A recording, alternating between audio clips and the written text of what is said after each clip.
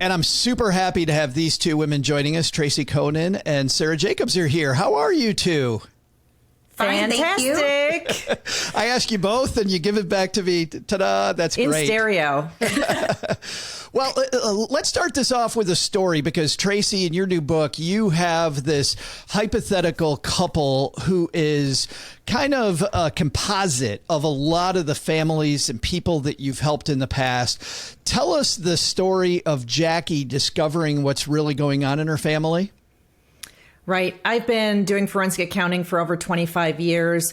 I've worked with all sorts of people going through the process of divorce to help them find the money. And I brought in my book together all of these things that I've seen to create the story of Jackie, who left her corporate job in marketing 10 years ago to become a stay-at-home mom. Unbeknownst to her, her husband, Derek, was having an affair. And so this affair went on for a few years. He finally decided to end the marriage. And she, was, of course, shocked to find out that there was an affair. She accidentally finds a credit card statement for a credit card she didn't know he had and wonders what else has been going on with the money for all of these years. She had taken a hands-off approach to the money while she was at home raising their 3 kids. And now she is in a panic as to whether she's going to have financial security, whether she's going to figure out what he's done with the money, whether there's some money that's hidden somewhere that belongs to her. Yeah, Derek, her husband, handled all of the finances. She took care of the family obligations. He took care of the money situation. Right. Early on in their marriage, she was somewhat involved with the finances. He had primary responsibility. She would pay some bills here and there and kind of just keep an eye on the money and felt comfortable doing that. But as they got busier with the kids, she went hands off and she trusted him like so many couples in America. This is super common. My question, Tracy, is during this period of time, did she get an allowance? Did she have a specific amount of money that was given to her by Derek to pay certain bills? Or did she really not have any idea and just charge to a card that he paid and that she never saw the statement for? She had the ability to charge on credit cards, to use the debit card, to get money out of the bank account when she needed it. But she really did not have any responsibilities for bill paying. And her needs were always met, so she was never suspicious. They did a little bit of belt tightening when they decided she was going to be a stay-at-home mom, but everything otherwise seemed normal. And he really didn't restrict her. So there was no warning sign there. Sarah, my first question for you is this. That's Tracy's composite client. How does that sound to you? Does that sound like your firm's composite client as well? I think that our firm has shades of that composite client, which was hence my question about whether she got an allowance or not, because I see a lot of clients in a way that Tracy is describing where there's some inherent trust that is there, and to the point of my needs are met and I don't really need to look any further. I kind of feel comfortable and therefore I can live in this world. There's a lot of composite clients that we also get, though, that are, well, he gave me $500 a week to spend on my hair and nails or $500 a week to spend on the kids. And then I could charge the card, but I had to ask if the charge was above X. And that starts bordering on, is this just because someone's really has a lot of financial acumen and they're watching their bills correctly, or is this a level of control and financial abuse, and where does the line draw, and how do we find that out? Boy, Sarah, you sent me a stat before the interview, which was from a report from the National Financial Educators Council. Listen to this, everybody. 38% of individuals surveyed said their lack of financial literacy cost them at least $500 in 2022, including 15% who said it set them back by $10,000 or more. You wrote that for those going through divorce, financial literacy is non-negotiable. Sarah, I just think as I read this stat and I hear Tracy's story that in any relationship, whether it's a good relationship or bad relationship, delegating financial responsibility is one thing, but not knowing the financial controls is maybe a bridge too far. I think that's really the issue, is a lot of these people when they go, and I heard Tracy's explanation of what the fictional client was doing early in their marriage, where she was paying a couple of bills and she understood a little bit that was going on. And I think, a lot of people walk into the marriage saying we are financially literate. We understand how to balance a checkbook, what expenses look like, what budgeting looks like. And over time, the question of being financially literate versus delegating financial responsibility and abdicating the knowledge of looking at those financial controls are two very different things. Financial literacy can be a base of everything, but it's how you manage the controls of that literacy during the course of the relationship that can really be the underpinnings or the downfall, per se, of what the couple does and the way that they act. I've got one more question for you, Sarah, before I go to Tracy for a little bit here to dive into really that forensic period about becoming a detective. One of the first things that Tracy thinks is, well, I've got to get a lawyer, right? When I've had friends that are going through divorce and they're presented, by their soon-to-be ex that hey, I'm thinking about leaving this relationship. First thing they think is I need a lawyer. Is that the first place to start? Is calling a lawyer? I don't necessarily know that it's the first place. I think it's one of the first places to start. I think really the first place to start is get your crap together. Find your documents, find all the information, start doing your homework, regain some of the control that you may have lost during this period of time, get organized. Because any good forensic accountant, as Tracy knows, any good lawyer, as I know, any good therapist, as a therapist knows, you need the information. If you don't have the information, we can lead a horse to water, but the horse can't drink because there's nothing there to drink. You need the substantiation in order to figure out how to start unpacking all of the issues on the table and to make educated, informed decisions about those issues. Tracy, I've known you long enough to know that you believe that it starts well before this moment as well, that you really got to get your stuff together. Jackie finds a credit card of Derek's in the closet, which tells a story she doesn't even know. Where does she really need to start? Where should she have started? She started where everyone starts, which is an accidental discovery.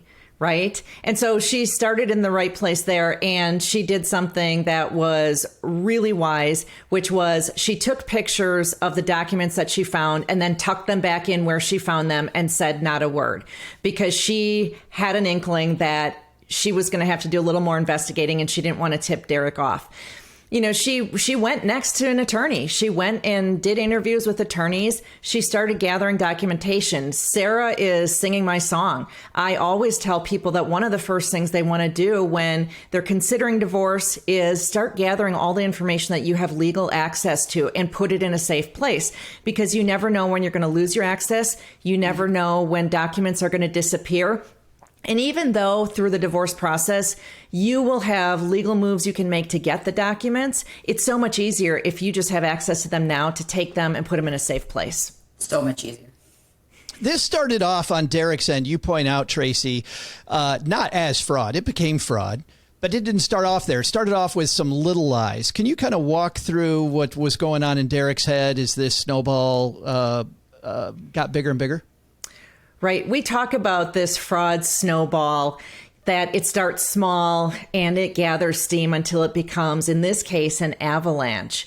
When Jackie quit her job to stay home with the kids, they did some belt tightening, as I mentioned before. So they decided to cut out some extras, some fancy meals out.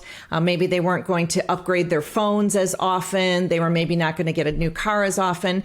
And just some of the extras like streaming services and things like that. They realized that by cutting a little bit here and there, they could really save some money to make up for what Jackie wasn't bringing in. But Derek cheated on her in the financial regard, and he still treated himself to a new phone and to some online games that were costing money and things like that, and didn't mention it to Jackie. He thought she won't care about $20 here or there. Well, those introductory lies made it easier for him to start telling bigger lies over time. Sarah, I got to think for, the people that have relationships that they think are healthy right now, there are some things we can do to help those people to make sure that hopefully they never have to call you, right? How do we stop these little lies from becoming big lies? I think, is it one bank account for everybody? Is it consistently checking your credit report? Like, how do we kind of nip this early so that Derek's little lies to Jackie don't become where we're at today? I think that you just asked me a question where you handed me a little bit of a shovel and you said, "Can you please dig me the Grand Canyon?" Because that is such a multi-layered question. And I think the first thing that you said is it right for a bank account for everybody? Definitely not. In full disclosure, my husband and I don't have a joint bank account. We've been married for 17 years. We've been together for 22 and a half, and we don't have a joint bank account. Why? Because I don't want one, but not because he refuses. But we have conversation, and I think that's where you need to start. And prior to you getting married, or if you've already been married, start having a conversation. What is money to you? How do you value money? How do you spend money? How do you want to save money? Let's actually have a conversation about what your values are concerning money. Because honestly, things happen. Obviously, Derek and Jackie made a decision about belt tightening, and maybe Derek wasn't as comfortable with that decision as he wanted to be, in that kind of spiraled, as Tracy said, into this avalanche that occurred. But they didn't have a conversation. Derek didn't come to her and say, listen, I know we agreed on this belt tightening situation. Here's where I think that there's a little bit of expansion that I could do and you could do. He just unilaterally did it. And the lack of a conversation created this little fissure, or this little cavern, and it grew, as Tracy said, into this snowball and this avalanche down this time. So many people don't get married having conversations. They get married having conversations independently in their head, and then they act on those independent conversations during the course of the relationship, and then they never really have a conversation about the other person's actions. And so it's all this like marching in tandem instead of walking the path together, that creates an issue, I think. Yeah, it's funny you say that, Sarah, that Cheryl and I, my spouse and I, we have a weekly scheduled just 20-minute discussion. It's always over wine or pancakes, depending on what time of day it is. It's meant to be fun. It's not meant to be long. It's not, I see some of these couples that have what is like the Camp David summit. And, one person thinks it's awesome, the money geek. The other person's poking their eye out because they hate it. And it feels like an interrogation. So, and to have it consistently once a week and to have it scheduled, because we're busy people, makes it so much easier to just keep that door open. I love that you say this starts with a conversation. Tracy, let's talk about thieves. You've got these thieves in your book. You talk about some of them are shame. Obviously, people feeling a lot of shame. You can imagine Jackie thinking, how come I didn't know? Why am I so stupid, right? I mean, why was I so hands off? Yeah, this negative self-talk we give ourselves, which is absolutely just piling on. You say chief among them during this process, though, is overwhelm. Explain to me that.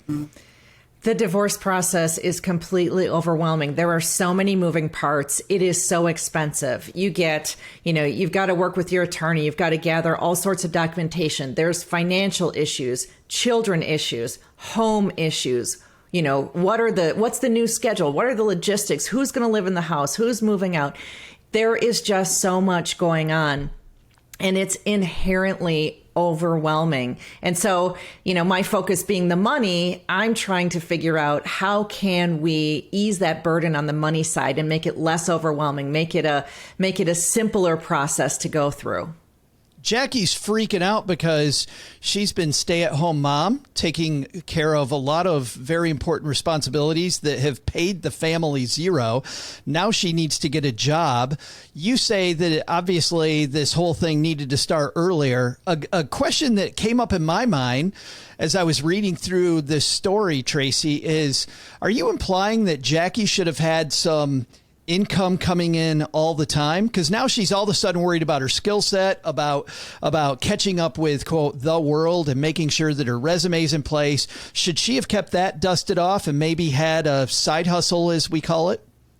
I do not should on anyone. However, when I get asked what is the best way to protect yourself financially when you're married, one of them is having an income source of your own. Because that way, if you do ever end up splitting, you know what that income source is, how much you can count on at the very least. So the answer to your question is, yes, it's advisable to have an income source of her own, but I never say someone should, because for their family, that might not have even been possible. They had 3 small kids. Yeah. You can't expect that everyone's going to do that. Sarah, let's talk about this from a legal perspective. If one person brings in all the money, you're representing the other person. How difficult is it to create then an income stream for your client? I think it really depends upon a series of facts, right? How long has the person been out of the workforce? What was the amount of time that they were working prior to that? How much income did they earn prior to the time that they became a stay-at-home parent? What skills do they have currently in today's job market that are translatable immediately versus a period of time where they have to sort of build themselves back up from not just a financial literacy, but a work literacy perspective? What childcare responsibilities still exist and restrict them from having certain kind of employment moving forward? Something Tracy said makes so much sense. I agree with her. You're speaking my language now. We don't should anybody, but the advisability of a side hustle or some form of income. What immediately came to my mind is independent credit. Keep that independent credit. Have a credit card just in your name where you're not the authorized user. You're actually the card holder. Pay it responsibly. Keep some level of independent means, because when you move out of the home, if that's what's happening to you and you need to buy a new one or rent a new apartment, your credit score has been belonged to your spouse for all these years.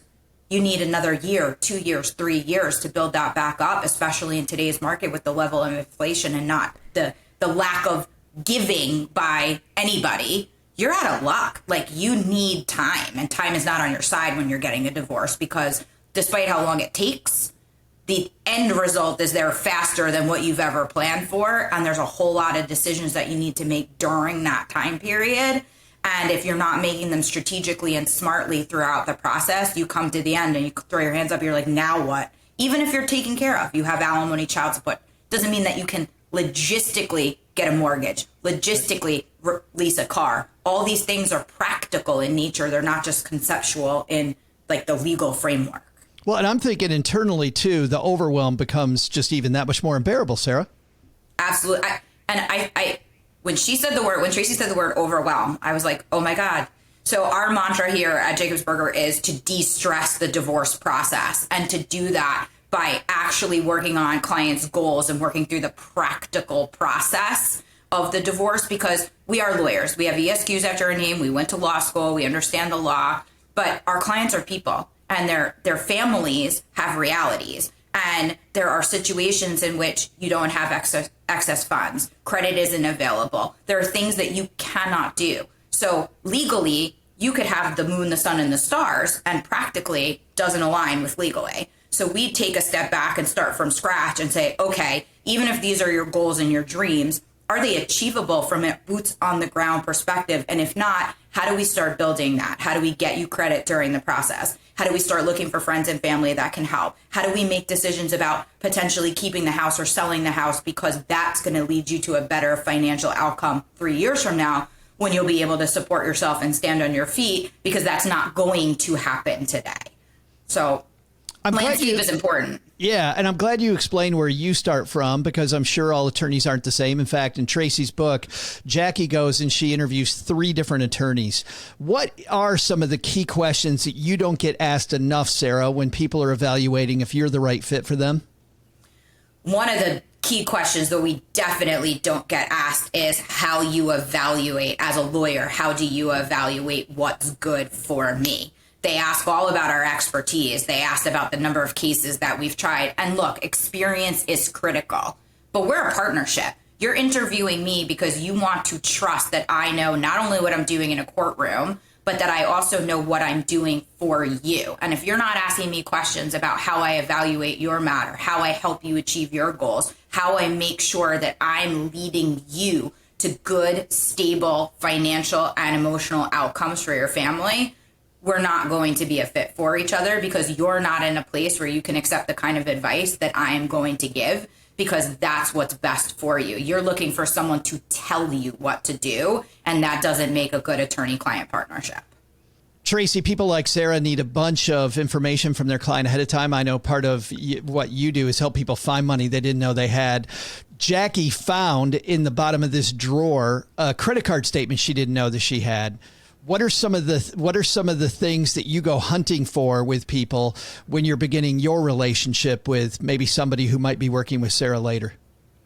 What we like to do is start putting together a list of accounts that you know about: banks, credit cards, investments, loans, mortgages, all those kinds of things. Any bank that you may have done business with goes on that list, even if you don't know a specific account number, you don't know whose name an account might have been in. Any clues that you have, we put them on the account list. From that account list, then it is starting to gather those statements, which sounds like an overwhelming piece of the process for some people, because where do I begin to get statements? And so we walk through, how do you go through online banking? How do you get those statements? Those are really critical pieces, along with the tax returns, which, by the way, in a number of marriages, you have one spouse who holds those tax returns hostage. And so I teach people how to go directly to the IRS and in 10 minutes or less get their taxes right away. They don't have to wait for them. Those are sort of the key building blocks to finding your money, and gathering those documents will really help because they can give those to their attorney and, be on that path towards meeting some of the obligations that they'll have for documentation in the divorce. You've also found clues to hidden money in those tax returns. We find it in tax returns. We find it in the bank statements. In the vast majority of cases, it's not a complicated scenario that we see. What we typically have is one spouse has had control over the finances, knows that the other spouse isn't looking at the statements, and so they're not really actively hiding things. They might have that account that's in their name only, but they do something as simple as make a transfer from the joint checking account to that secret account. Once that transfer shows up on the bank statements, we have the ability to uncover it. So it doesn't take rocket science to actually find that hidden money in the statements and the tax returns. The one thing that people talk about is divorce is expensive in so many different ways. I mean, it tears families apart. It tears relationships apart. I know that, friends decide which friend they're going to stay with. But let's just talk about the fee section of this, because a lot of people are just unaware of what this costs. Sarah, is somebody coming into a firm like yours, what would they expect to pay an attorney? I'm about to give you a very attorney answer to that question. So I caveat my next comment with it depends. And the reason that I say it depends is, do they have someone like Tracy in their life? Do they have another source, whether it's a full forensic accounting firm or just a friend who's helping them organize and go through the documentation and put the information together? Or is that something that our firm is going to have to do from scratch? Is this a contentious divorce? Or is it just a complicated divorce because it's unexpected? There are questions that are unanswered and we need a bunch of education. Divorces range in costs. They can be anywhere from $10,000 to $15,000. And I've seen divorces that are $300,000, $400,000. And I know of people who have spent more than that. It's about the issues involved. It's about the cooperation of clients with their attorneys. It's about the cooperation of clients with each other. And everybody laughs, haha, you're getting a divorce, cooperation. At some point there, and I'm sure Tracy has seen this too, there's a break point where everybody's like, okay, we're hemorrhaging money. This is, money that we could spend on college education for our children or to buy new houses or Sure. to get the cars that we need. I think the thing that people forget about is that there are hidden costs that aren't just fees. You have tax implications of splitting up a family and the way that you claim dependents and the way that you address child education credits and tax credits. There's issues about insurance. You're no longer on an umbrella policy covering your house and your cars and your things like that. You're two separate households. There's two separate costs. You may have to liquidate an insurance policy that you had and all the cash surrender value that you built up, liquidated, gone. There are tax implications of dividing stock accounts and retirement accounts because now you're splitting up funds and it's been in either one person's name or two people's name and they have different tax brackets and different tax implications. Deferred compensation, come to one party, their income's different than the other party, there are tax implications for that. So when you start breaking down what the costs actually look like for our client, eyes, saucers. Yeah. And then that's, I think, as Tracy said, now you're really talking overwhelmed. Now you're at a level of another layer where they're like, oh boy, this is too much. The most frustrating divorce that I went through as an advisor, as a financial advisor back when I did that, was a couple that they had children together. They had a whole life together. They had so many things to fight about. They fought about who was going to live in the house. because they were both attached to this beautiful house they lived in. And I thought for the amount of money that they paid in all these different fees, they could have gone and bought an exact replica of the house. Probably true. It was so frustrating. Tracy, how about you? Somebody brings a forensic accountant on board. What should they expect fee-wise? It's typical to pay at least $10,000 to $15,000 for something, and in some cases, it's much more. The more complicated the situation, the more money involved, it's going to be more than that. I typically talk about $10,000 to $15,000 as a starting point, but I've got to tell you, in probably 95% of divorces, first of all, they can't afford that fee level, but second of all, they don't need me. Honestly, this is something that if someone was willing to get their bank statements and go through them line by line, and if I told them what to look for, they could really identify it on their own because they know their family's habits. They can identify that charge for $200 at that Target store is an hour away from us. They're going to know there's something odd there. They know a hotel across town isn't an appropriate expense for their family. They're going to know when they see a transfer to a bank they are not aware of doing business with, that that's something they need to question and is potentially some hiding of money. So most people are actually capable of doing this on their own without any special numbers expertise. Ladies, thank you so much for helping our stackers really start to put what might be a bad situation as they listen to this together, and hopefully to help them find good help. Let's talk about where they can find both of you.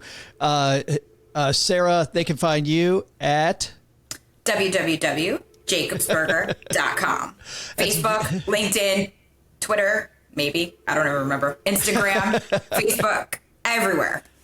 Awesome. And you know what? We'll link to all those on our show notes page at Stacky Benjamins. Tracy, we've got 3 things for you. First of all, your book, Find Me the Money, Take Control, Uncover the Truth, and Win the Money You Deserve in Your Divorce. This is, I'm assuming, available everywhere? Amazon? It's available everywhere. Go to Amazon, get it in Kindle format, audiobook, paperback, or hardcover. I love how you took this story of this couple and really made it universal. I was reading it, and much like some of my favorite business books, there's so many universal truths here, and I think can help a lot of people. Also, we should point out that you also have a summit coming up for people listening to this today. You have a summit tomorrow that I'll be a part of. The summit is called Win Your Divorce, and it is a virtual event with 38 speakers on everything under the sun about divorce. It's free to attend, and just wanting to give people an opportunity to learn more about the divorce process, be more prepared for it, and feel more confident as they go through divorce. And if people go to stackybenjamins.com/divorce summit, that's stackybenjamins.com/divorce summit. We'll lead people there, or just go to the show notes page. We'll have Sarah's links. We'll have Tracy's links. We'll have it all. Sarah, thank you so much for joining us. Thank you for having me. Tracy, great talking to you again. Always a pleasure, Joe.